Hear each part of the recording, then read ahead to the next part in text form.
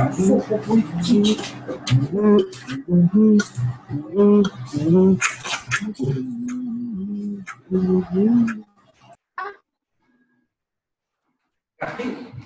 अच्छा घर तो अपना ही बना है।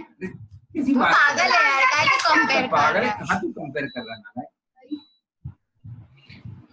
जा इसी बात में पनिशमेंट मिला तो जाइए चार्जर ला पनिशमेंट नहीं, गलत गलत सेंटेंस बोला तुमने।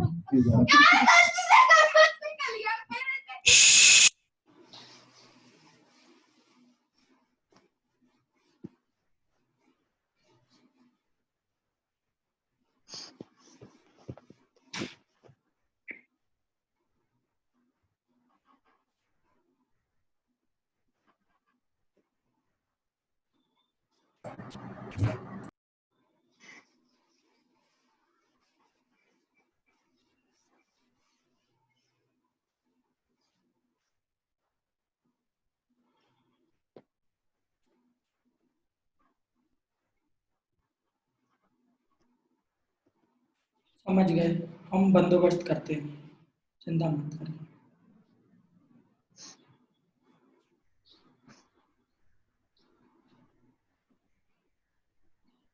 हैप्पी?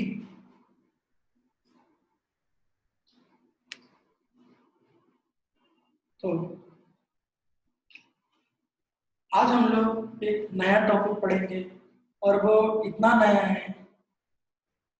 हाँ यार, डिस्कशन हर क्लास में होता है ना। आज कितना बाकी था अपना डिस्कशन? मैंने पिछली क्लास में इसलिए होमवर्क दिया नहीं था, थोड़ा बहुत तो सिलेबस भी बढ़े है ना। तो आज थोड़ा सा पढ़ लेते हैं। मैंने हाइजेनबर्ग अनसर्टेनिटी प्रिंसिपल आप लोगों को पढ़ा दिया था, ठीक है ना।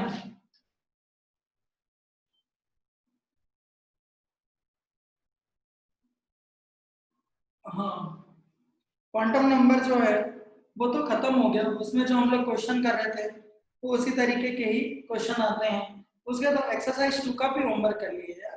अब उसमें चलो मैं एक आध उसमें करवा भी देता हूँ, ठीक है ना। आवाज सभी को बढ़िया से सुनाई दे रही है? समझ रहे हो, आवाज के लिए बहुत कुछ करना पड़ता है पहले, ठीक है। तो हम लोग आगे बढ़ते हैं और एक दो सवाल करते हैं, उसके बाद थोड़ा सा फ्लो में आएगा तो फिर श्रोडिंगर वेव इक्वेशन स्टार्ट करेंगे, ठीक है। वो अच्छा टॉपिक है, अच्छा इसीलिए क्योंकि वो पूछते हैं, पता नहीं क्या पूछते रहते हैं।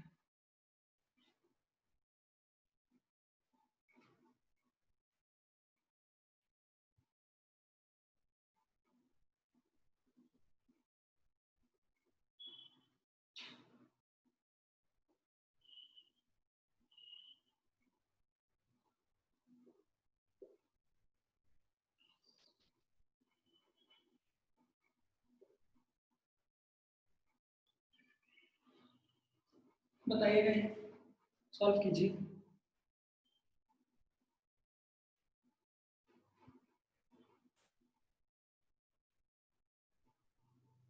सभी लोग अपनी हेल्थ का ध्यान रखिए बहुत अच्छे से, ठीक है ना। अभी भोपाल में बहुत तहलका मचा हुआ है, तो कृपा करके अपनी हेल्थ का पहले ध्यान रखें। पढ़ाई लिखाई तो हम लोग करते ही रहेंगे।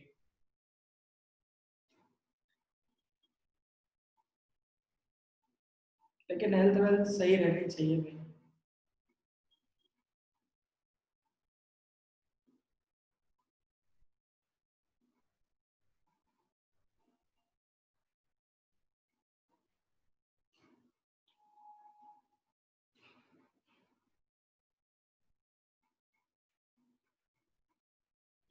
बताइएगा।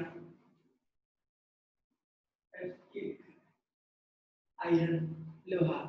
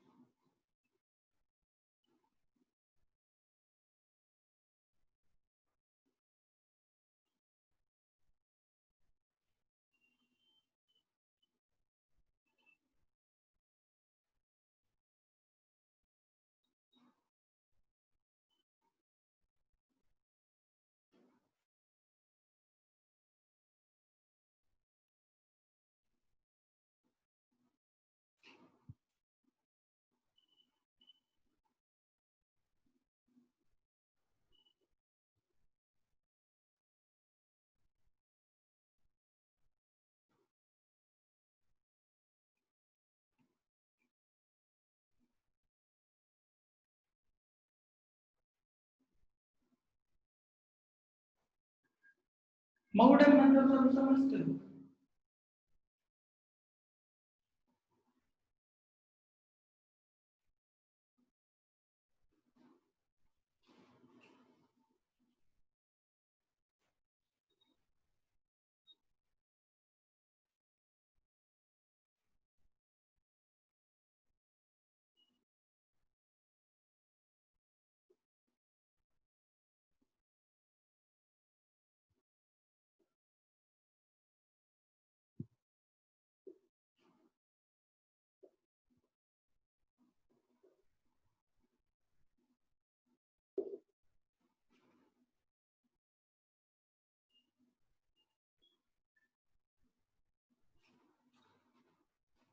यहाँ पे रिक्त स्थान की पूर्ति करनी है, खाली स्थान भरो, फिल इन द ब्लैंक्स। तो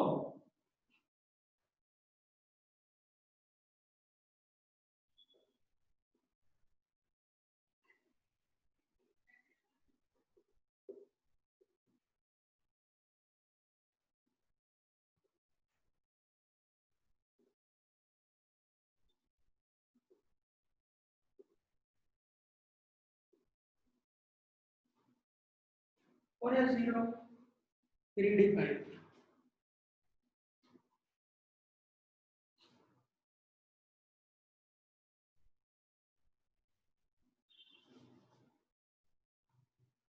1 plus 0 plus 0 equal to 1, 2 plus 0 plus 0 equal to 2। ठीक है, 2p में जरा ध्यान दीजिएगा, इसमें ऐसे करके बना लेते हैं, -1 0 और 1, मॉड ऑफ -1 कितना होगा? 1 ही होगा। तो इसके लिए अगर n plus n लिखेंगे तो कितना आएगा? 2 plus 1 plus 1, -1 का मॉड कितना होगा? 1, तो 2, ये 4 आ रहा है, और जाहिर सी बात है ये भी कितना आएगा? 4। और ये वाला लिखेंगे तो इसके लिए जो इलेक्ट्रॉन आएंगे 2 plus 1 plus 0 3, तो ये 6 के 6 इलेक्ट्रॉन जो है ये कंडीशन सेटिस्फाई करते हैं। एक 3 आ रहा है, 4 आ रहा है,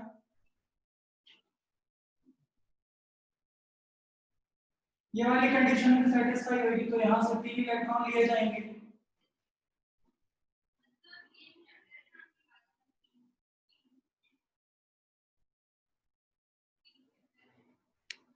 कर सकते हो यार, बहुत सारे मैनिपुलेशंस हैं, मैं भी जानता हूं, लेकिन जहाँ पे बहुत दिक्कत खड़ी होती है यार, मुझे पता है कि फिर कैसे कैसे सवाल पूछे जाते हैं, मुझे उनका फिर जवाब देना पड़ता है, तो मुझे फिर अच्छा नहीं लगता है, इसलिए बेसिक से ही बताना पड़ता है, मैं क्या कर लूँ।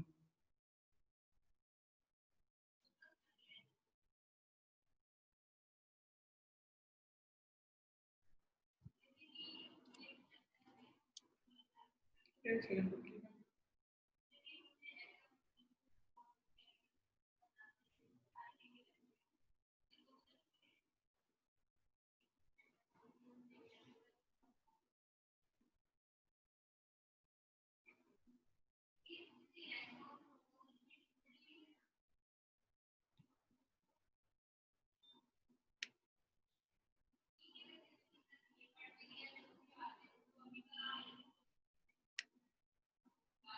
अभी ठीक हो जाएगा सर।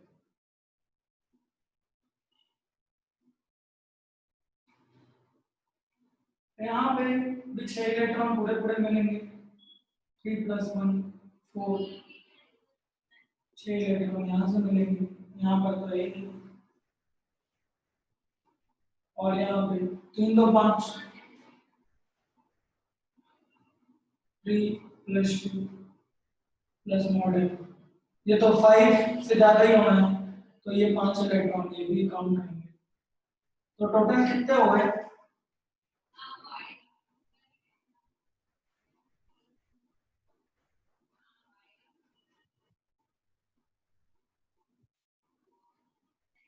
Twenty electrons.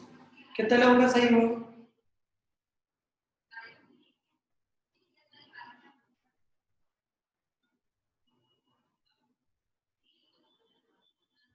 20 आ रहा है।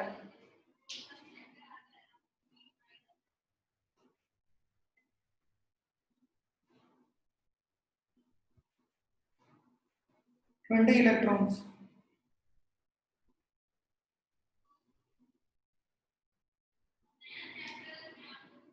कैसे? मैंने कुछ कैलकुलेशन आया करके लिए 6 6 12 सॉरी सॉरी सॉरी, यहाँ पे मैंने 3 इलेक्ट्रॉन लिख दिया, 2 इलेक्ट्रॉन लिख दिया, तो 19 है, सॉरी 19 इलेक्ट्रॉन्स, मैंने ये 3 लिख दिया था। 6 6 12, 4 हटा दो बस, 4 हटा दो तो 2 इलेक्ट्रॉन्स, बिल्कुल 19 इलेक्ट्रॉन्स आएंगे। ये तो सिंपल क्वेश्चन है, इसमें कितना होगा?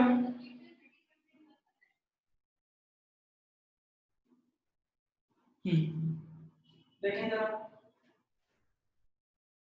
Fe 1:2 2:2 3:2 4:2 36 Fe +2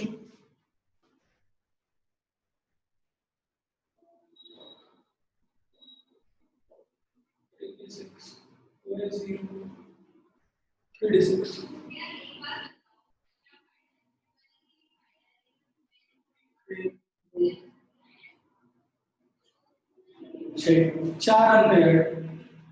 4 unpaired implies x equal to 4, ठीक है। And number of electron mn plus x,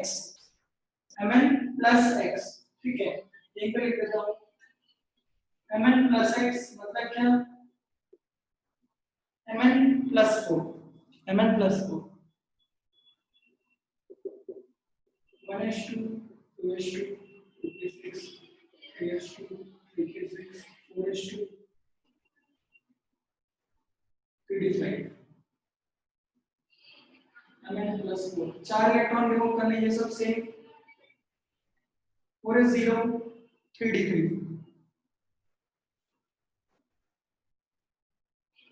1 2 3 ये होगा, तो y equal to 3 x plus y equal to 7। कितने लोगों का सही हुआ?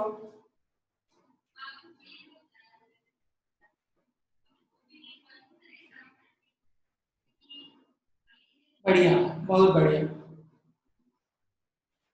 रिक्त स्थान में क्या क्या आएगा क्वेश्चन नंबर 3 में? जज्बाती होकर क्वेश्चन मत करना ना, क्वेश्चन ध्यान से पढ़ो, ध्यान से पढ़ो। वो दिख रहा है बहुत सिंपल, वो बहुत सिंपल नहीं है, आराम से करिए, थोड़ा ध्यान से देख लीजिए चीजें।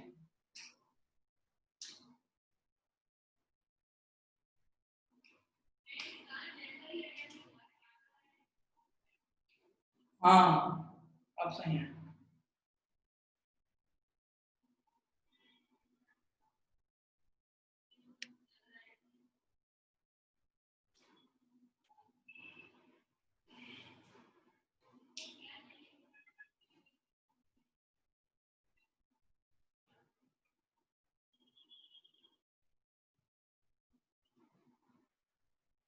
ये 6 और ये 2, कितना लोगों का सही हुआ बताइए? बहुत अच्छे। ध्यान रखिएगा, d ऑर्बिटल में कितने इलेक्ट्रॉन आते हैं? 2। f ऑर्बिटल में भी कितना इलेक्ट्रॉन आएगा? 2। जब सब शेल की बात होती है तो पूरे ग्रुप की बात होती है।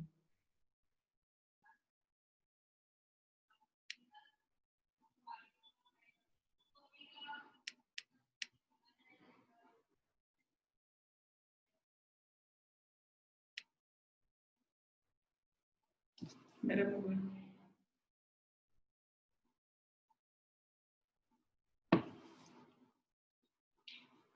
अरे यार, सबशेल मतलब ये पूरा, सबशेल मतलब ये पूरा, टी सबशेल की बात हो रही है तो ये पूरी चीज,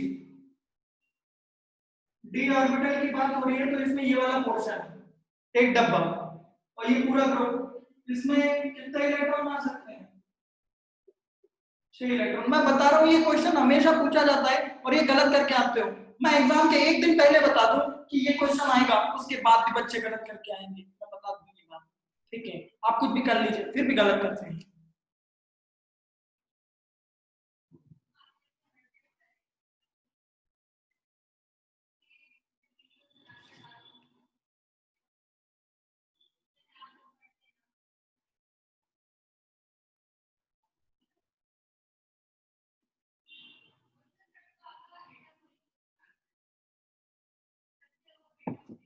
दिखाई दे रहा है नहीं दिखाई दे रहा है?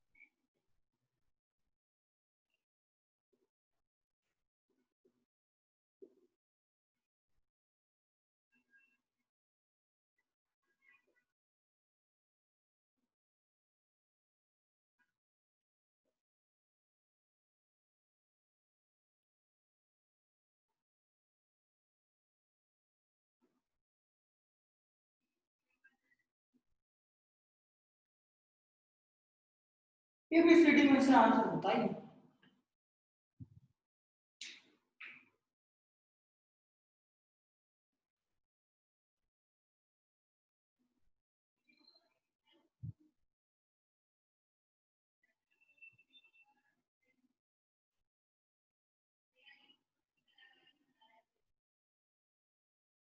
दो इलेक्ट्रॉन आ सकते हैं तो एक इलेक्ट्रॉन नहीं आ सकता है क्या?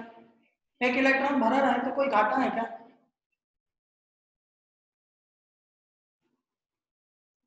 ए बी, बिल्कुल ए भी होएगा और बी भी होएगा। एफ ऑर्बिटल की बात किया है।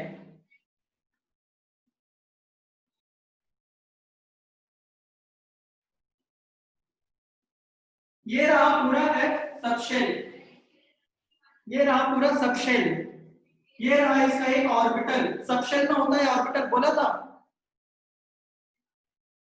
तो एक भी आ सकता है, दो भी आ सकता है, ठीक है ना? एक इलेक्ट्रॉन तो इलेक्ट्रॉन भरा है, ध्यान रखिएगा, ठीक है ना?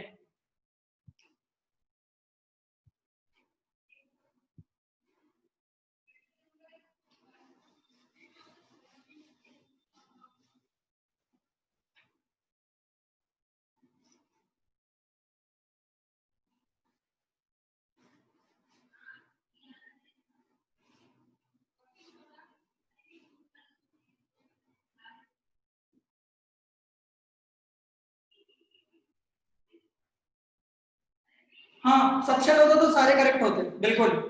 अगर सबशेल होता, ये है सबशेल लिखा होता तो सारे के सारे करेक्ट होते।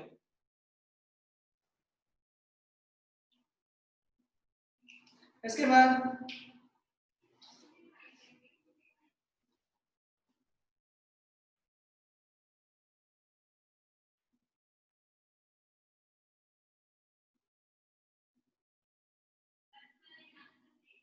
Shooting question.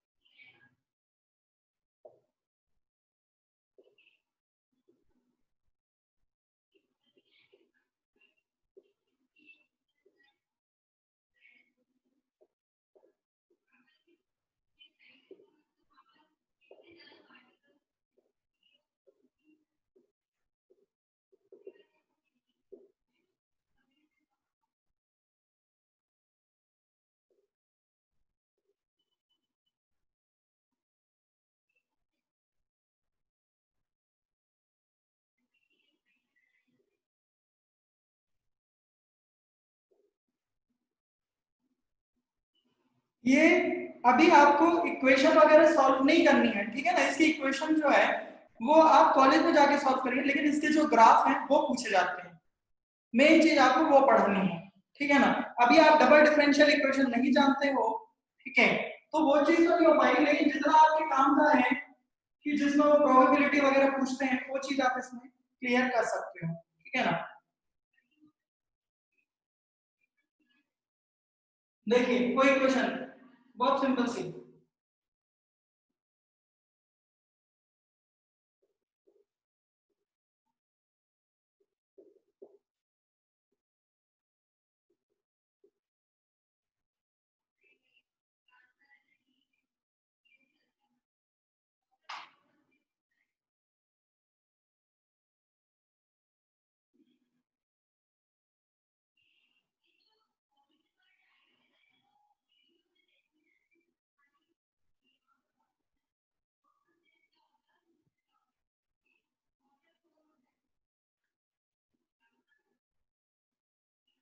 यह है वो इक्वेशन, इसको बोलते हैं श्रोडिंगर वेव इक्वेशन, ठीक है ना। ये लिखी हुई है, इस इक्वेशन को सॉल्व करके हम लोग एन, एल और एम की प्राप्ति करते हैं, ठीक है। तो इसमें देखिएगा ये जो लिखा हुआ है ऐसे करके, जो त्रिशूल बना हुआ है d2 psi by dh2 plus d2 psi by dy2, d2 psi जो त्रिशूल बना है उसको साई बोलते हैं, साई भगवान का जो नाम होता है, d2 psi by dz2 8 pi square m by h square e minus b into psi बराबर 0।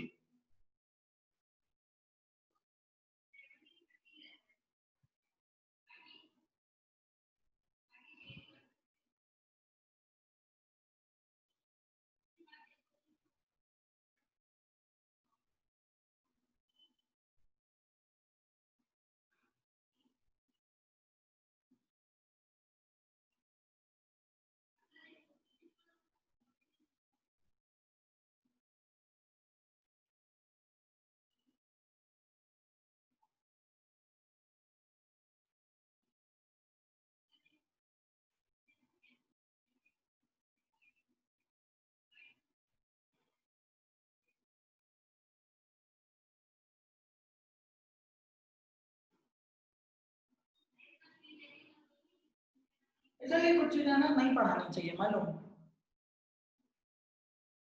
लेकिन क्या करना।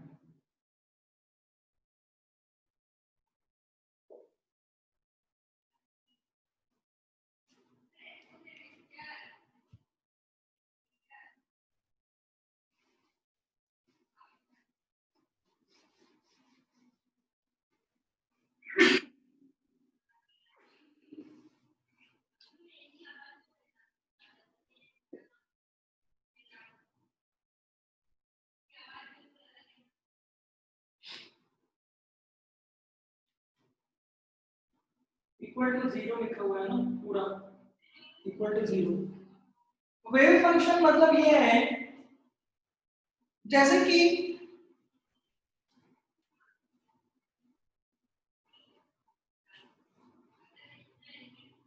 ऐसे मान लीजिए कोई वेव टेकर है, ठीक है,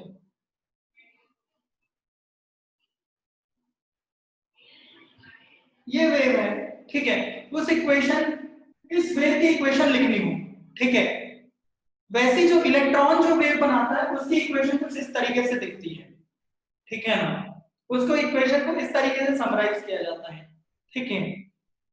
बट देखिए ये है तो फंक्शन, इसको फंक्शन की तरह ट्रीट करिए आप, इसमें ज्यादा इन्वॉल्व मत होइए कि ये वेव फंक्शन है तो इसको क्या करेंगे क्या नहीं करना है, देखिएगा जरा।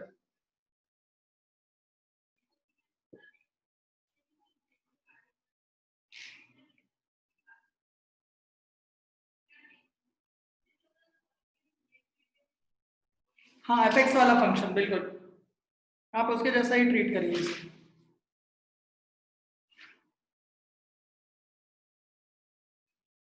अब एटम तो 3 डायमेंशन में होएगा, एटम जो है वो 3 डायमेंशन में होएगा, किसी पॉइंट को डिस्क्राइब करने के लिए कितने कोऑर्डिनेट चाहिए 3 डायमेंशन में बताइए? 3, एक्स वाई और जेड, ठीक है ना, 3 कोऑर्डिनेट चाहिए। तो साई जैसे कि फंक्शन होएगा एक्स वाई और जेड का, फंक्शन लिखा हुआ है एक्स वाई जेड, ठीक है। एटम में जो है स्फेरिकल सिमेट्री होती है, जैसे किसी पॉइंट को डिस्क्राइब करने के लिए 3 लेंथ चाहिए, उसी तरीके से दूसरे कोऑर्डिनेट भी यूज कर सकते हैं हम लोग किसी पॉइंट की लोकेशन बताने के लिए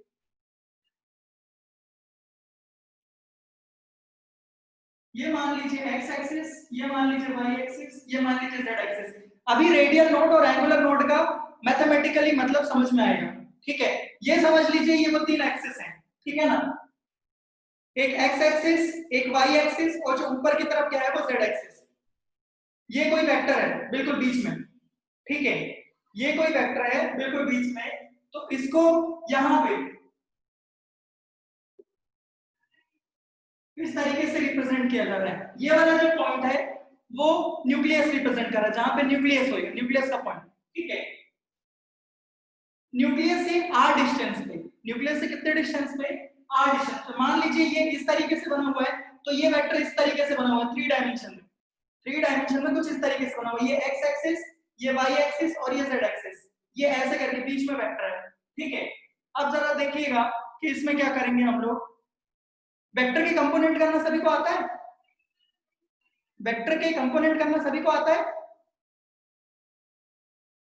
ये मान लीजिए r वेक्टर है, r वेक्टर, ये r वेक्टर और इसका z एक्सिस से एंगल, z एक्सिस से एंगल जो है वो थीटा है, z एक्सिस से एंगल थीटा है।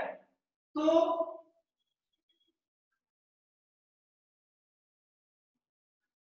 ये एंगल थीटा, ये एंगल थीटा, ये इतनी लेंथ मान लीजिए r। ये वाला जो पोर्शन है वो कितना होगा, ये जो लेंथ लिखी हुई है वो कितना होगा बताइए। मैं लिख देता हूं, ये अगर r है ऐसे करके बना हुआ है, ये वाली जो पोर्शन होएगा, इधर जो पोर्शन आएगा z एक्सिस की तरफ वो कौन सा होएगा, r cos थीटा। अगर कंपोनेंट लेना आता होगा तो कोई दिक्कत नहीं, ये r cos थीटा और नीचे की तरफ जो बनेगा ऐसे वो कौन सा होएगा, r sin थीटा, ठीक है। फिर से देखिएगा ये 3 डायमेंशन है, इस तरीके से प्रोजेक्शन है, ठीक है ना। ऐसे कहीं बीच में बना हुआ है, इधर पे r cos थीटा और नीचे r sin थीटा, ये r cos theta r sin theta. क्या ये y और x और y के अलोंग आ रहा है, नहीं यार, अगर कंपोनेंट लेना नहीं आता ना तो फिर मत पढ़ो फिर कुछ।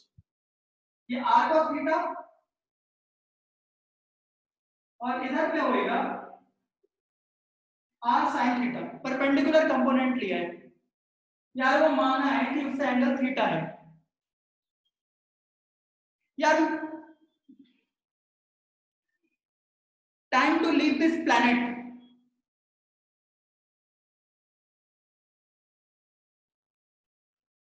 फाइव, ठीक है।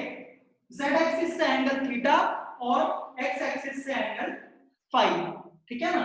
तो जरा बताइए इधर पे x एक्सिस में कंपोनेंट क्या होगा, x डायरेक्शन में कंपोनेंट क्या होगा, ये तो एक वेक्टर है, यहाँ पे कंपोनेंट क्या होगा, x के अलोंग और y के अलोंग क्या कंपोनेंट होगा, जरा लिखिए एक बार।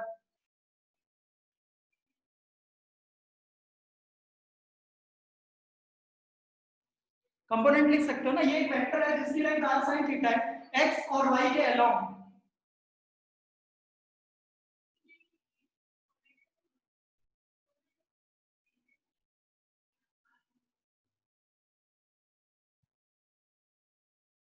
बढ़िया बढ़िया, बहुत बढ़िया।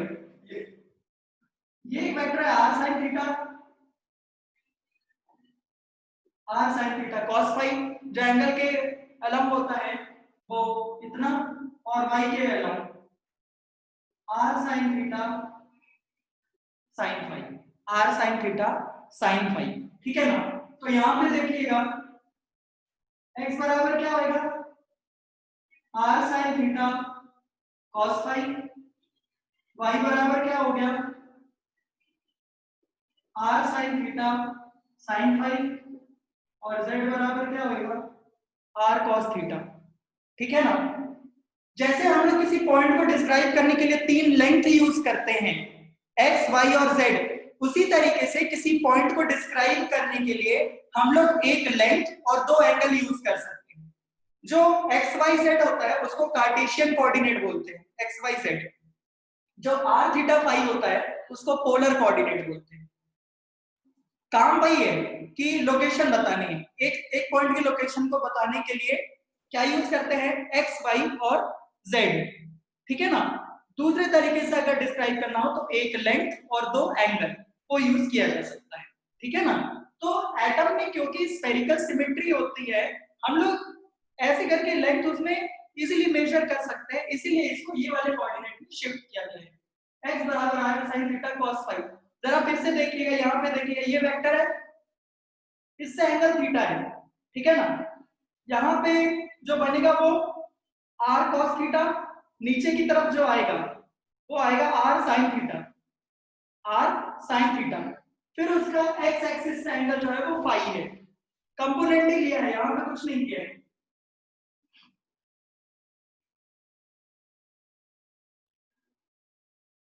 X square plus Y square plus Z square equal to R square. ये होगा, कैसे होगा जरा वो भी देख लीजिए। R square sine square theta cos square phi plus R square sine square theta sine square phi plus R square cos square theta X square plus Y square plus Z square. यहां से sine square theta common ले लीजिए, cos square phi plus sine square phi cos square theta. इसकी value कितनी होती है? इसकी value कितनी होती है? 1 r square sine square theta plus r square cos square theta equal to r square. ठीक है ना, ऐसे नोट कर लीजिए। आप सिंपल से टर्म्स में ये ध्यान रखिए, किसी पॉइंट को डिस्क्राइब करने के लिए जैसे 3 लेंथ की जरूरत होती है, उसी तरीके से किसी पॉइंट की लोकेशन को डिस्क्राइब करने के लिए एक लेंथ और 2 एंगल वो भी हो जाएंगे। उसमें x जो है वो ये रहेगा, y जो है ये रहेगा, इस तरीके से उसको कन्वर्ट किया जाएगा।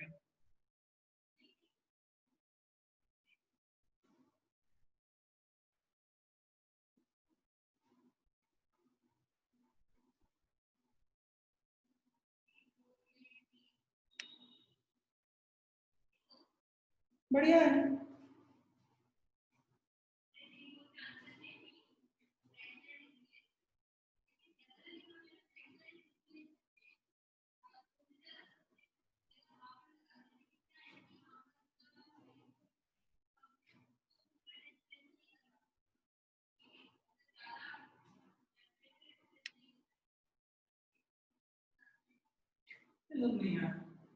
जैसे साई एक्स वाई जेड लिखा है, ठीक है, उसी तरीके से हम लोग साई को लिख सकते हैं हम साई आर थीटा फाई। जैसे एक्स वाई जेड 3 कोऑर्डिनेट चाहिए, वैसे ही एक लेंथ और 2 एंगल। ठीक है, आगे देखिएगा।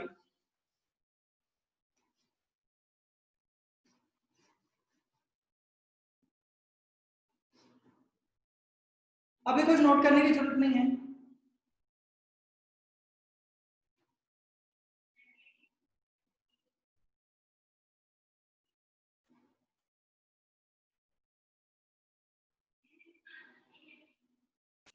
नोट कर लो तो फिर वो ऐसे उंगली दिखा देना।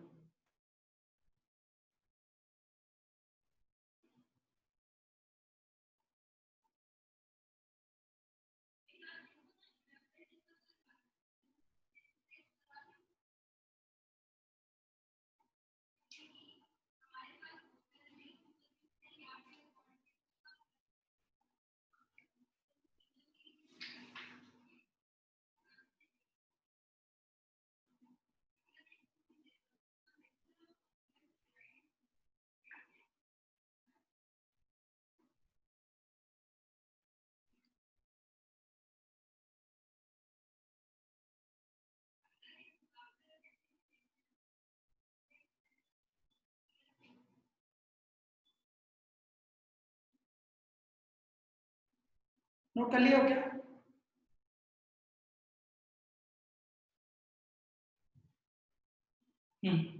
अब देखिएगा, हम लोग इसको 2 पार्ट में स्प्लिट करते हैं, साई आर थीटा फाई वाले को। आर थीटा फाई इसको लिखिए इस तरीके से, लिखा जा सकता है, 2 पार्ट में स्प्लिट हो सकता है ये। ठीक है, मैं जब बाद में साई की इक्वेशन लिखूंगा ना, तो आप देखिएगा कि मैं क्यों बोल रहा हूँ कि आप इसको बस थोड़ा सा बस याद रखने टाइप से रखिए, जितना अपने को काम है उतना, क्योंकि इसकी इक्वेशन याद रहती नहीं है, और याद करनी भी नहीं है। अपने को जो उससे ग्राफ का जो जनरल शेप है वो अपने को ध्यान रखना है। साई आर जो है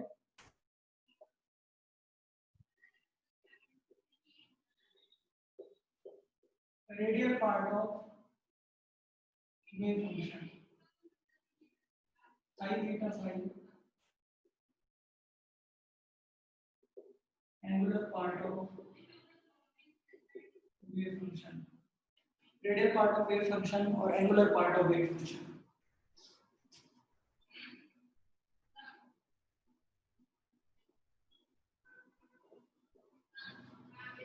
Space layer probability of finding electron is 0 is called node, जिसमें रेडियस इन्वॉल्व है, लेंथ इन्वॉल्व है ना, रेडियस से डिराइव्ड है रेडियल। स्पेस में probability of finding electron is 0 is called radial node, is called node।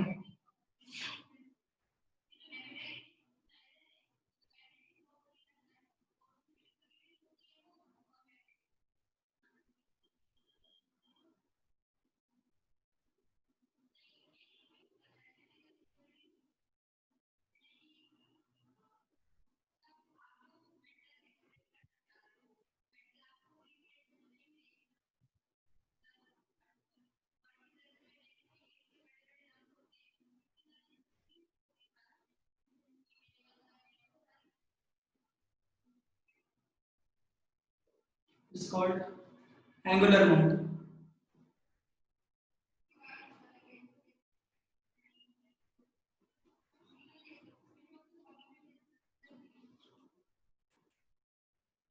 मैंने फॉर्मूला लिखाया था कुछ, number of radial node equal to n minus l minus 1। Radial node का लिटरली मतलब है जहां पे साई आर 0 हो रहा हो। Number of angular node equal to l, ये फॉर्मूला ध्यान रखिएगा, नोट कर लो।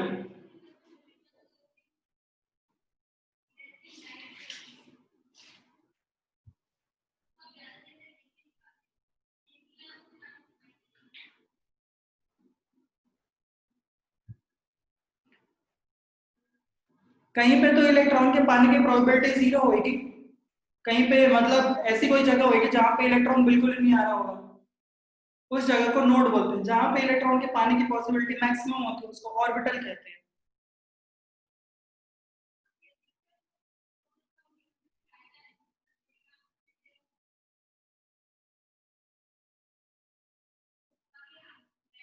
एक में सिर्फ लेंथ वाला पार्ट इन्वॉल्व है और एक में थीटा और फाई इन्वॉल्व है।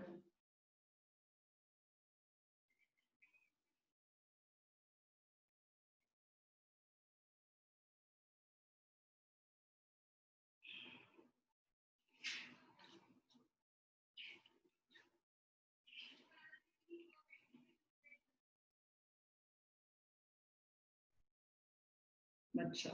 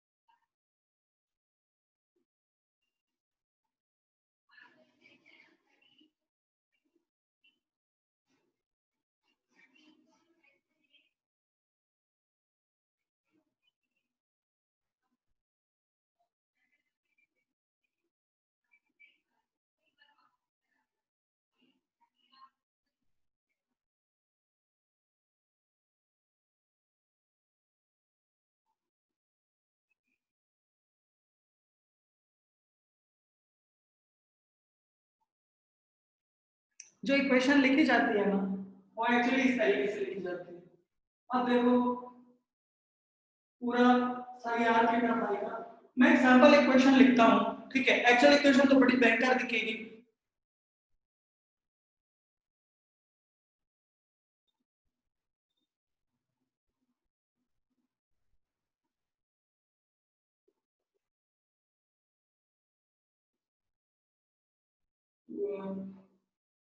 +3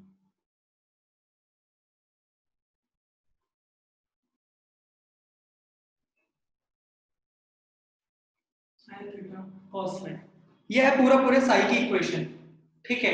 ये एक जनरल इक्वेशन है, हर ऑर्बिटल के लिए अलग अलग तरीके से लिखा जाएगा, ठीक है ना। जिसमें सिर्फ रेडियस वाला इन्वॉल्व है वो लिखा जाएगा रेडियल पार्ट, और जिसमें सिर्फ एंगल वाला इन्वॉल्व है वो लिखा जाएगा एंगुलर पार्ट, इसलिए अलग अलग करके। और ये तो मैंने काफी सिंपल लिखा हुआ है, आप एक्चुअल इक्वेशन देखोगे तो आपको लगेगा कि पढ़ना ही बेकार है, तो उसको इस तरीके से सिंपलीफाई करके लिखा गया है ताकि यहाँ पे हम लोग रेडियल पार्ट की अलग से स्टडी कर सके और एंगुलर पार्ट की अलग से स्टडी कर सके, इसलिए उसको अलग अलग लिखा गया है। ये है जनरल इक्वेशन। हाँ बिल्कुल, मल्टीप्लाई में कंबाइन करते हैं उसको, सही यार बेटा भाई।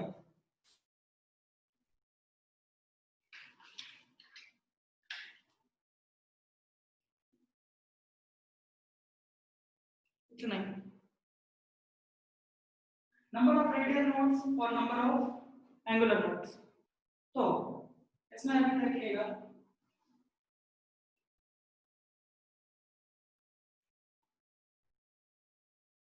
Significance of psi R, constant थे वो कुछ, कांस्टेंट है।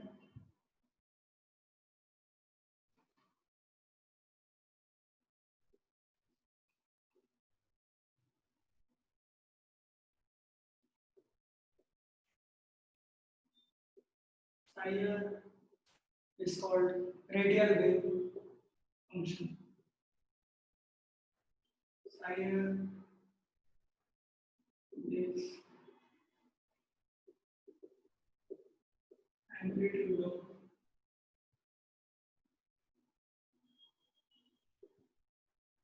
wave function. एम्पलीट्यूड बताता है, एम्पलीट्यूड समझते हो सभी? एम्पलीट्यूड मतलब समझते हो?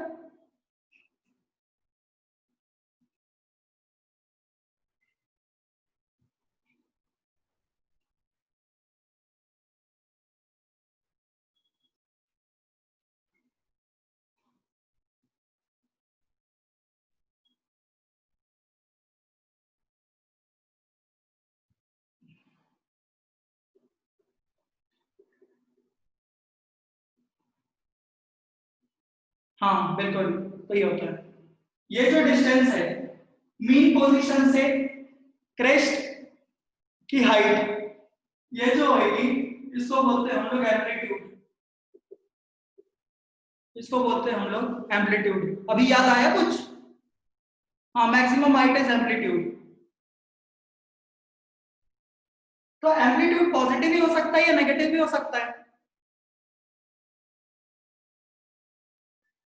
एम्पलीट्यूड पॉजिटिव भी हो सकता है और नेगेटिव भी हो सकता है क्या?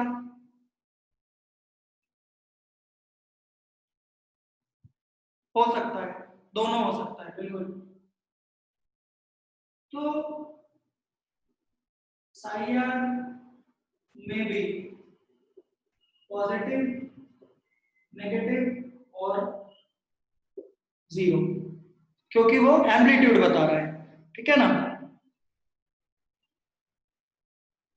इसकी जो जनरल फॉर्म लिखी जाएगी वो देखिए क्या होगा, ठीक है। General form of psi R, यार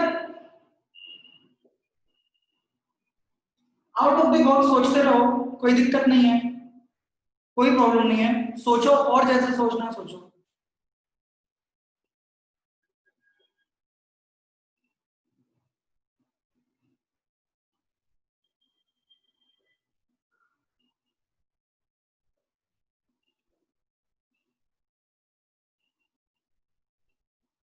डिग्री ऑफ पॉलिनोमियल तो सभी समझते हो ना?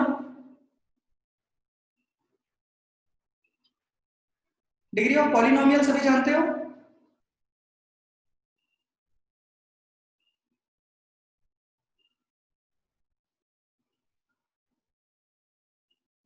अभी बता रहा हूं ना यार, polynomial of degree n minus L minus one, यह है साई आर का जनरल फॉर्म, ठीक है ना। जो क्वांटम मैकेनिकल मॉडल बनाया गया है वो इसलिए बनाया गया है ताकि इलेक्ट्रॉन कहाँ पे ज्यादा अवेलेबल हो सकता है, इलेक्ट्रॉन के पाने की प्रोबेबिलिटी कहां पर है, उसी लिए बनाया गया है, ठीक है ना। तो साई आर जो है वो उतना रिलेवेंट टर्म नहीं है, हम लोग साई आर यूज नहीं करते, हम लोग साई आर स्क्वायर यूज करेंगे क्योंकि वो हमेशा पॉजिटिव रहेगा। साई आर जो है पॉजिटिव भी हो सकता है, नेगेटिव भी हो सकता है, लेकिन किसी इलेक्ट्रॉन को पाने की प्रोबेबिलिटी जो है वो पॉजिटिव ही होगी, ठीक है ना। तो इसमें देखिएगा,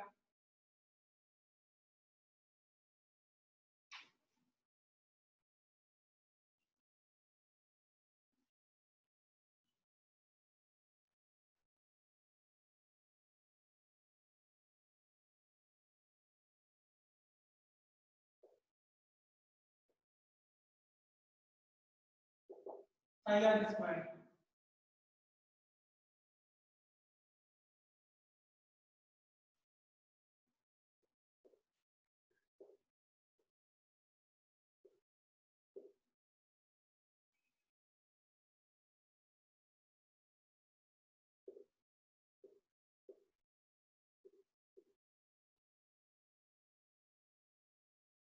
कांस्टेंट है, ये वाली चीज कांस्टेंट है।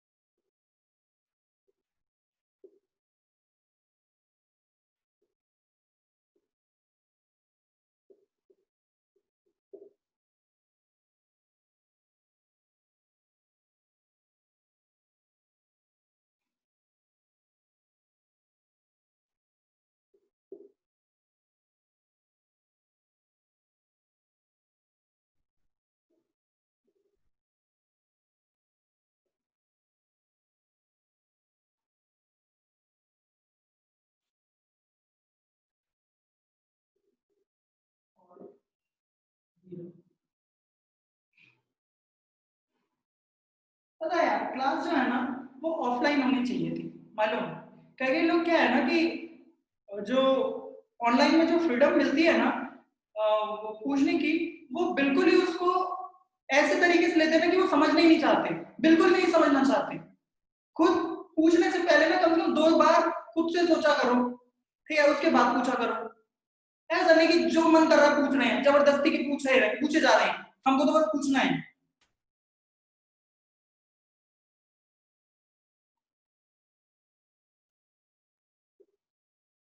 यार बिना एक एक रत्ती दिमाग लगाए धड़ाधड़ पूछते रहते हैं।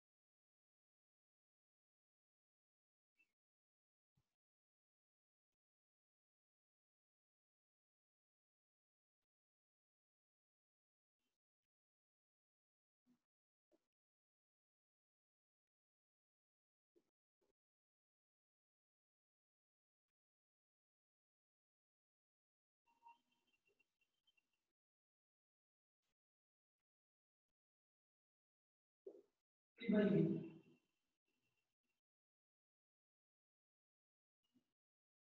यार तुमको पर्टिकुलरली थोड़ी बोल रहा हूँ यार, तुम्हें थोड़ी बोल रहा हूँ मैं, तुम अपने ऊपर काहे ले रहे हो, तुम्हें क्यों बोलूंगा मैं?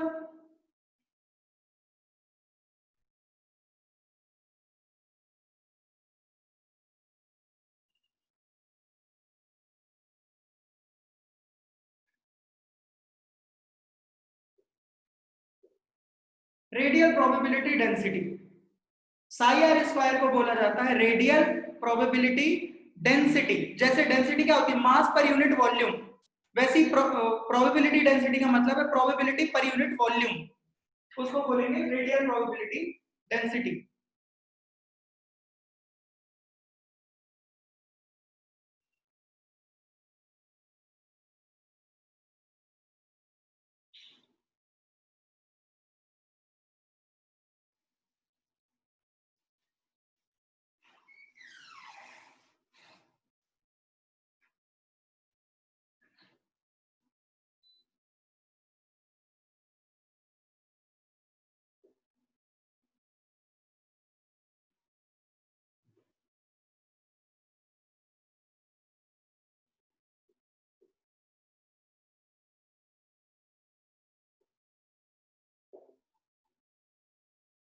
जीरो।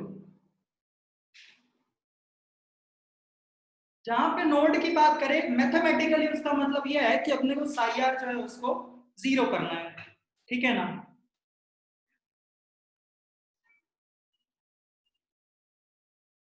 अभी हम साई आर से रिलेटेड कुछ क्वेश्चन करते हैं, ठीक है। जनरल फॉर्म ध्यान रखिएगा, हाँ, P by B, psi R square, R square नहीं। जनरल फॉर्म जो था वो ध्यान रखिएगा, साई आर का जो जनरल फॉर्म है मैं नोट नोट में फिर से लिख देता हूँ।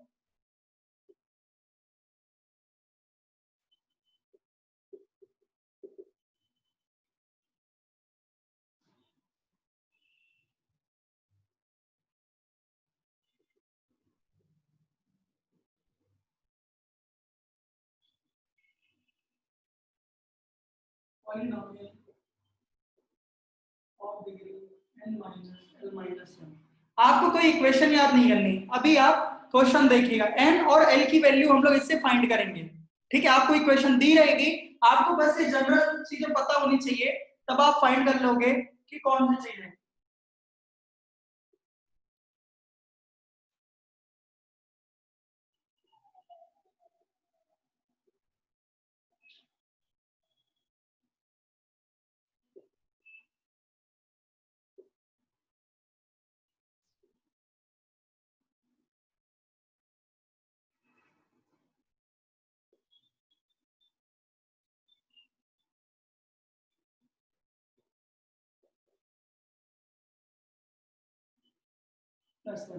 ये क्वेश्चन है,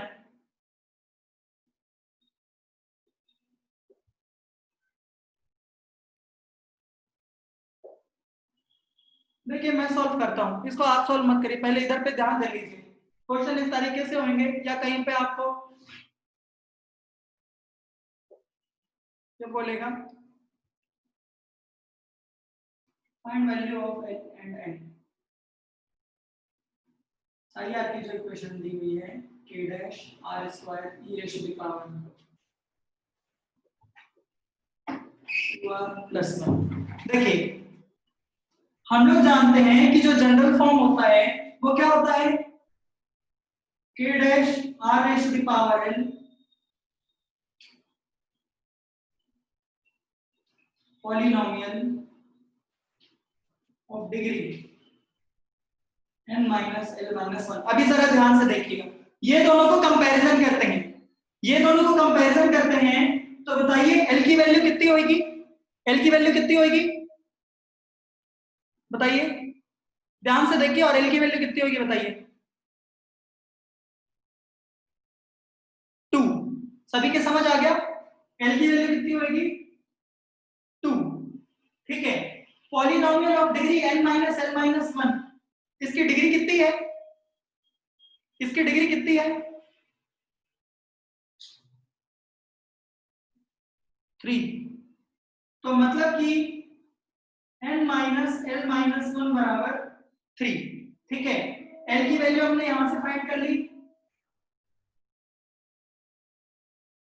n इक्वल टू कितना हो जाएगा 6। n की वैल्यू 6 और l की वैल्यू 2। ये है सिंपल सा क्वेश्चन। आगे देखिए यार, हद होती है यार, यहाँ पे कंपैरिजन की बात कर रहा हूँ, यहाँ पे सीधे सीधे लिख रहा है ये आर स्क्वायर लिखा हुआ है, ये R raise to the power L लिखा हुआ है, उसके बाद पूछ रहे हैं कि सर एल बराबर 2 कैसे हुआ। एकदम मतलब ना मेरे सामने होते ना, मैं कम से कम मैं उठा के वापस रख देता यार। एकदम दिमाग खराब कर देते हैं यार सही में।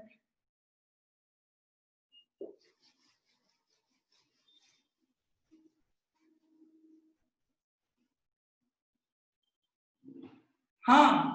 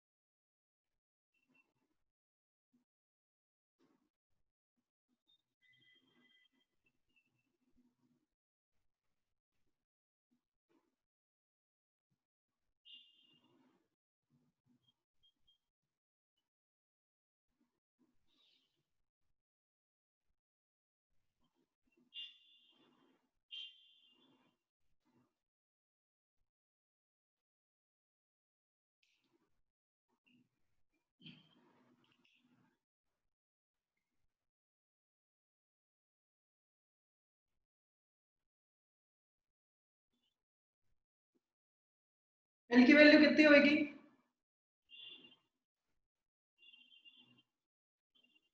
यहाँ पे आर की पावर क्या लिखी हुई है?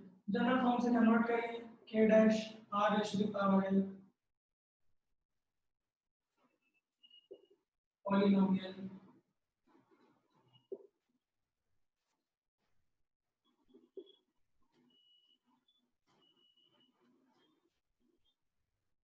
L equal to 1।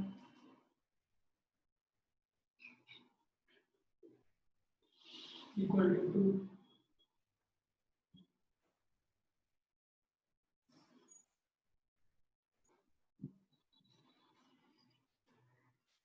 n equal to 4।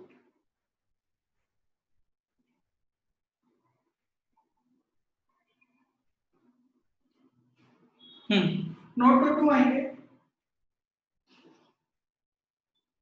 फॉर्मूले से ये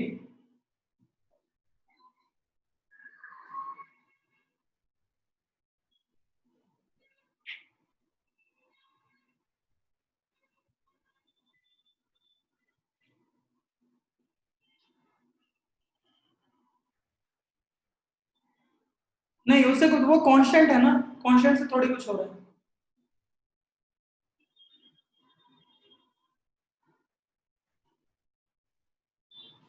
उससे कुछ नहीं हो रहा है, ये के डबल डैश लिखा हुआ है यार, वो कांस्टेंट है।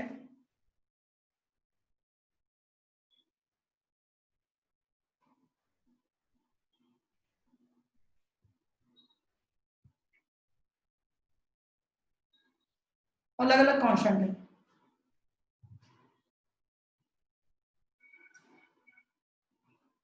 आर इक्वल टू क्या क्या हो सकता है? 0 हो सकता है, 1 हो सकता है, 5 हो सकता है, नहीं सॉरी,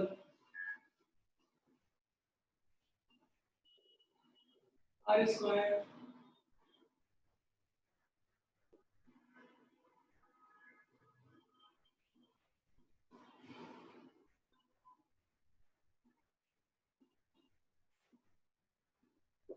टू, ठीक है ना। तो आर इक्वल टू 3 और 2, ठीक है।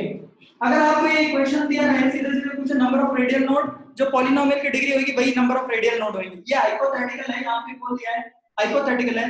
The value of R for which psi R equal to 0, अगर मैं आर इक्वल टू 0 पुट करूंगा तो भी साई आर 0 आएगा। आप यहाँ पे आर इक्वल टू 0 पुट कर दीजिए, पूरा कितना हो जाएगा? 0। यहाँ पे आर इक्वल टू 0 रख के देखिए, 0 को किसी से भी मल्टीप्लाई करेंगे तो 0 हो जाएगा। तो 3 2 0, आर की वैल्यू 3 हो सकती है, 2 हो सकती है और 0 हो सकती है।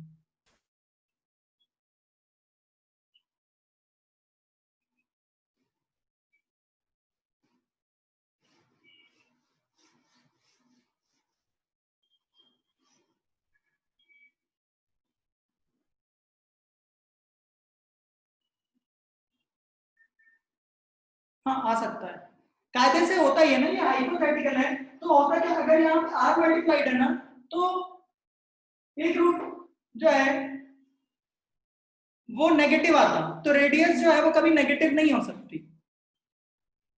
हाँ, नंबर ऑफ रेडियल नोड के जितने ही होने चाहिए, ठीक है। ये हाइपोथेटिकल इसलिए इसमें 3 वैल्यूज आ रही, कायदे से जो रेडियल नोड आएंगे वो 2 ही आएंगे। अगर आपको इसमें प्रॉब्लम आ रही है, आप ये थर्ड वाला पार्ट हटा दो एक सेकंड के लिए, कोई दिक्कत नहीं है।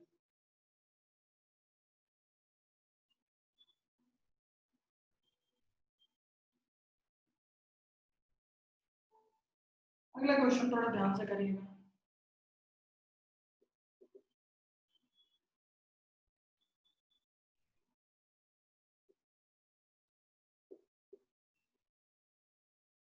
One upon 9 root 3।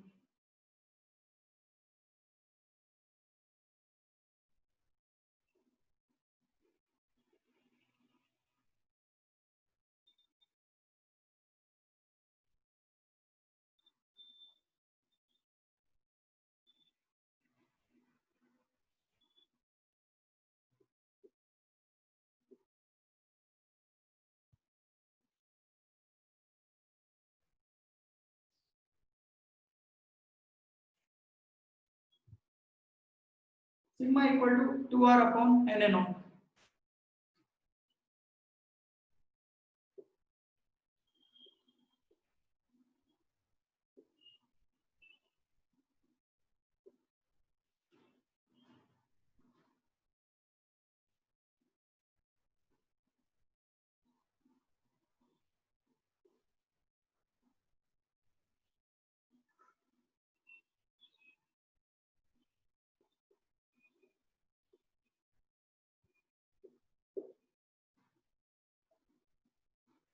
ए नॉट कांस्टेंट है 0.529, ए नॉट लिखा हुआ है।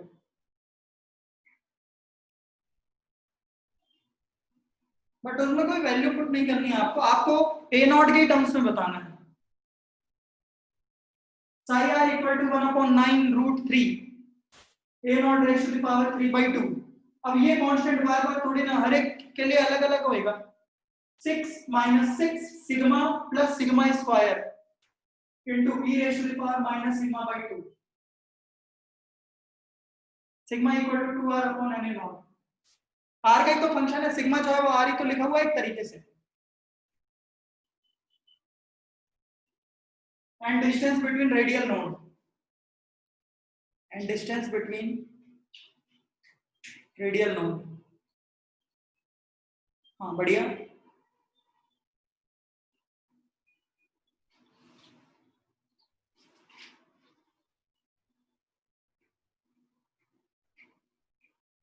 L इक्वल टू 2 कैसे हो गया यार?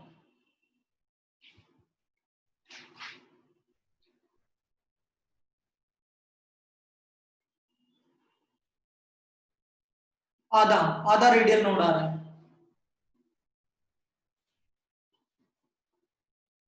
ए नॉट कुछ कांस्टेंट है यार, ए नॉट इक्वल टू 0.529। आपको वैल्यू थोड़ी ना पुट करनी है, आपको ए नॉट, हाँ बिल्कुल सही बोले हो।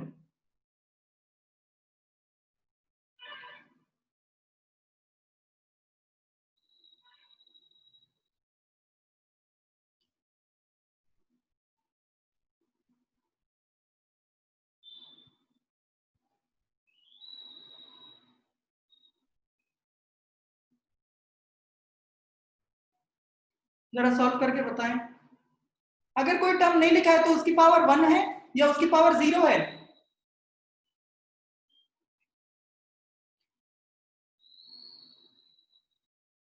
बहुत अच्छे।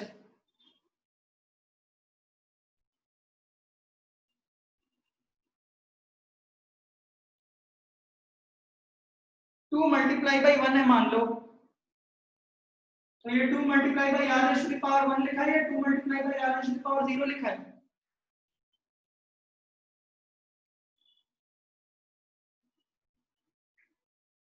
हाँ तो वो तो कोई भी हो सकता है, तो जाहिर सी बात है वहां पर भी वही है।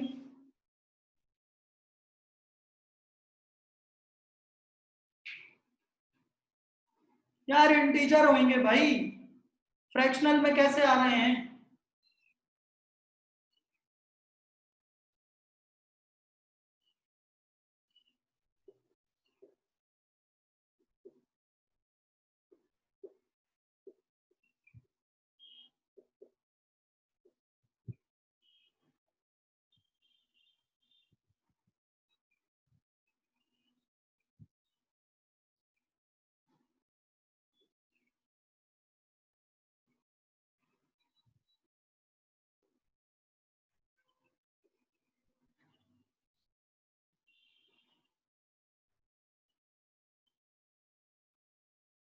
इससे कंपैरिजन करते हैं। एल की वैल्यू क्या है?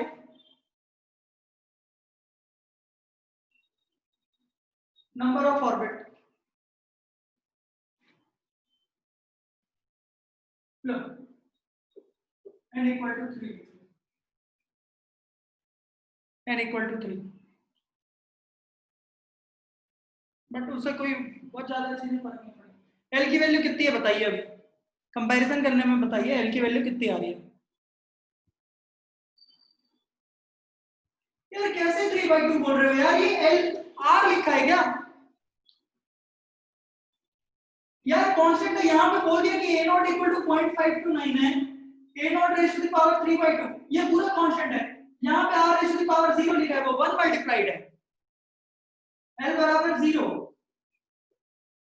और पॉलीनोमियल की डिग्री कितनी होगी? 2 इक्वल टू 2। n की वैल्यू तो मुझे बतानी भी नहीं थी, वो तो मुझे बतानी पड़ रही है पहले।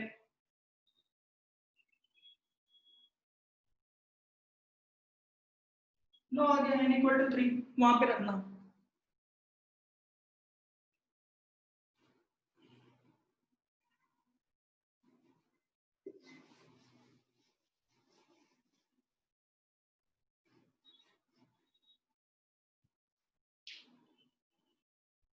नोड फाइंड करने के लिए क्या करेंगे?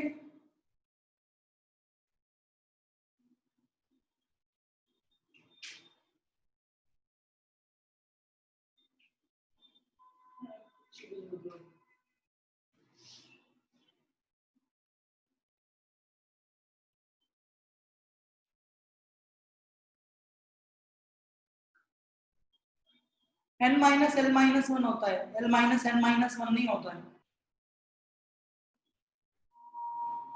और radial node psi r equal to 0।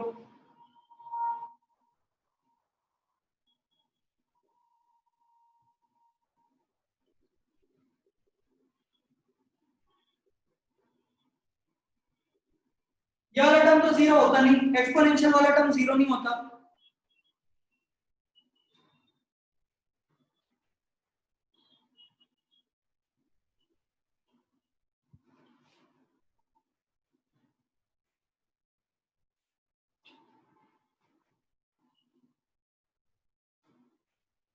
ये वाली चीज जीरो हो नहीं सकती, एक्सपोनेंशियल वाला जीरो नहीं होता, ठीक है।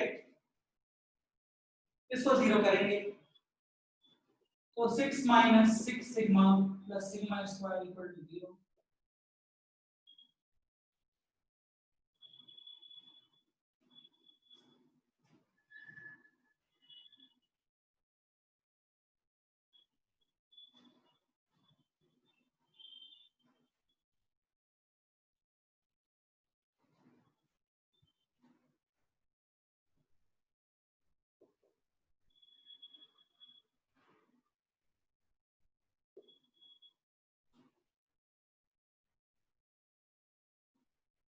Upon 2 quadratic.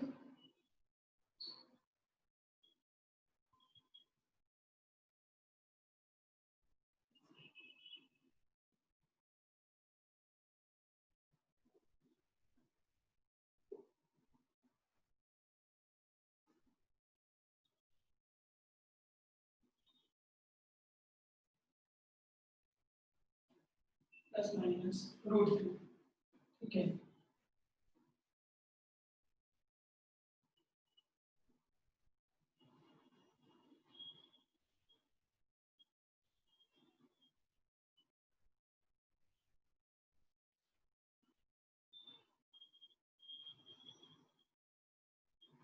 Plus minus root 3।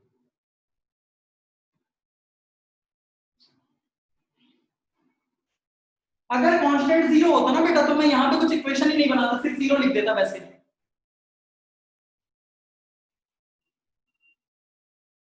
हाँ तो दो ही तो आ रहे हैं, दो रेडियल नोड तो है, दो रेडियल नोड है।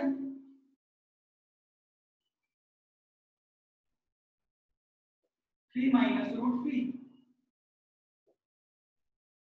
3 नॉट बाई 2, 3 प्लस रूट 3।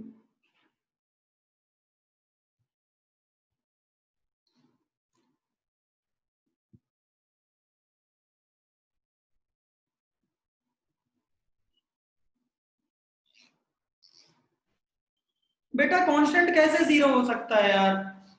जो कांस्टेंट से मल्टीप्लाई कर रहे हैं अगर वो जीरो हो जाएगा तो मैं पूरी इक्वेशन लिखूंगा ही क्यों यार, वो तो मैं सीधे जीरो लिख दूंगा यार।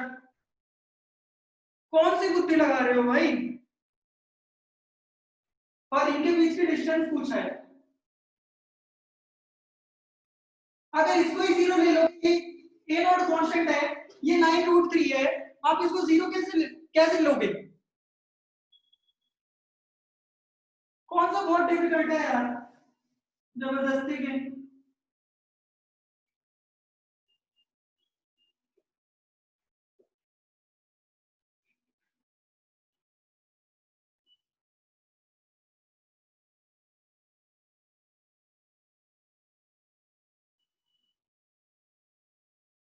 डिस्टेंस कितनी होगी?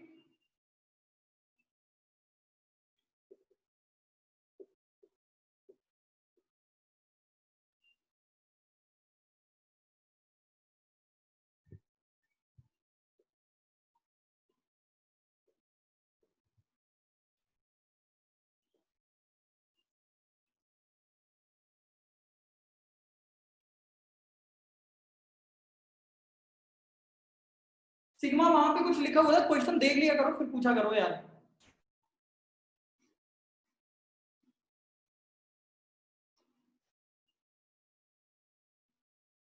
लो सिंपल वाला क्वेश्चन करो, कोई दिक्कत नहीं है, आ जाओ। मैं क्यों जबरदस्ती के हाई लेवल का क्वेश्चन करवाऊंगा यार, करो बहुत सिंपल वाले, मेरे को क्या दिक्कत है, कर लो सॉल्व, अभी मैं दे देता हूँ।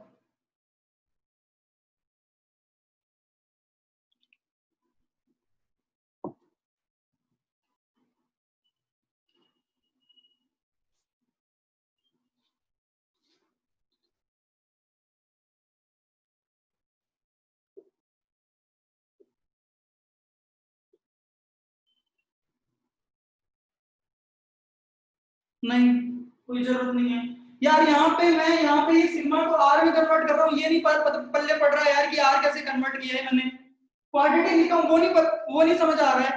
पूरी क्वाड्रेटिक इक्वेशन मैथ्स की पढ़ लेते हैं, minus B plus minus root B square minus 4ac upon 2a होती है रूट, दुनिया जहान को याद होगा, वो पूछ रहे हैं यहाँ की क्वाड्रेटिक कैसे सॉल्व करेंगे सर करके।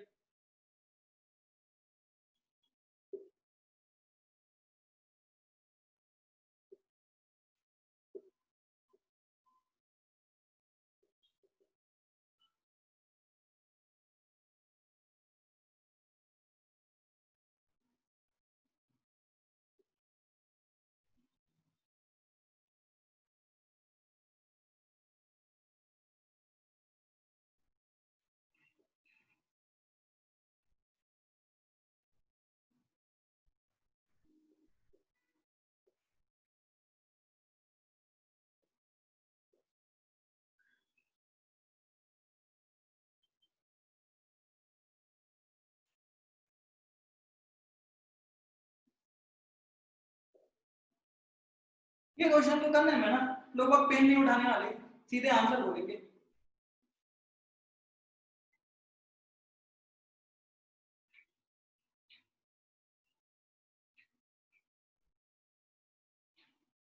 हो गया, आ गया आंसर लोगों का, खुश, ये है क्वेश्चन, करवा देता हूँ ऐसे 20-25 क्वेश्चन हो जाएगा मस्त। डिस्टेंस बिटवीन रेडियल नोड पूछा है,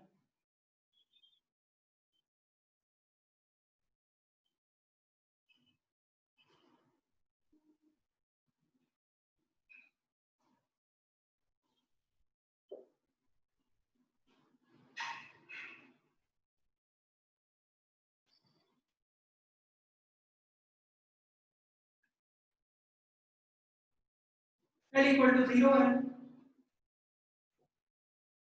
बिल्कुल आर का कोई फंक्शन ही नहीं है, n minus L minus 1 equal to कितना 2, n इक्वल टू 3 होएगा, हालांकि उसकी जरूरत नहीं है, साई आर 0 कर दो, कांस्टेंट 0 नहीं होगा, एक्सपोनेंशियल वाला टर्म 0 नहीं होगा, वो दिया होता, उसकी यूनिट की जरूरत नहीं है आपको, प्लस 6 इक्वल टू 0।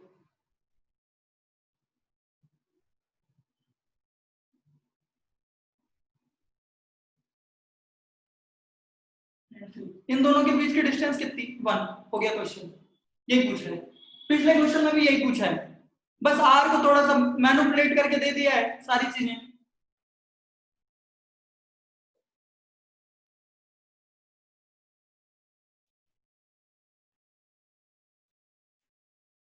कितने लोगों का सही हुआ?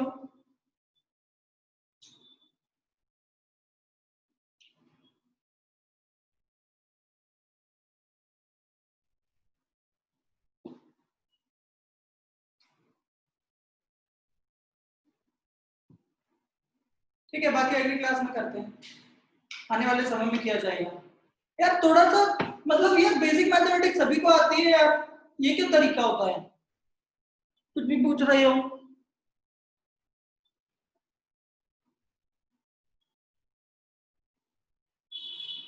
मैं नहीं लेवल लेवल बढ़ाऊंगा यार, क्वेश्चन क्या पूछ रहा है यार, और आप कहाँ पे वो कर रहे हो।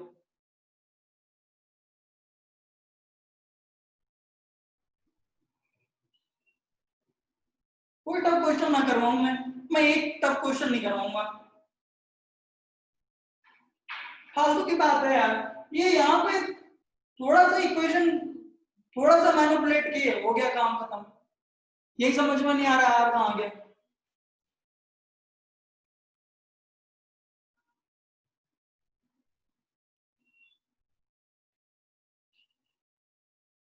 ठीक है, बाकी आने वाले समय में करते हैं। आज की क्लास जिसने मिस की होगी ना, उसको तो बहुत लंबे समय तक खामियाजा भुगतना पड़ेगा। हाँ, वो समझने की जरूरत है भी नहीं, पढ़ लेना, रिसर्च पेपर से पढ़ लेना उसके बाद, ठीक है, कि वेव फंक्शन है क्या।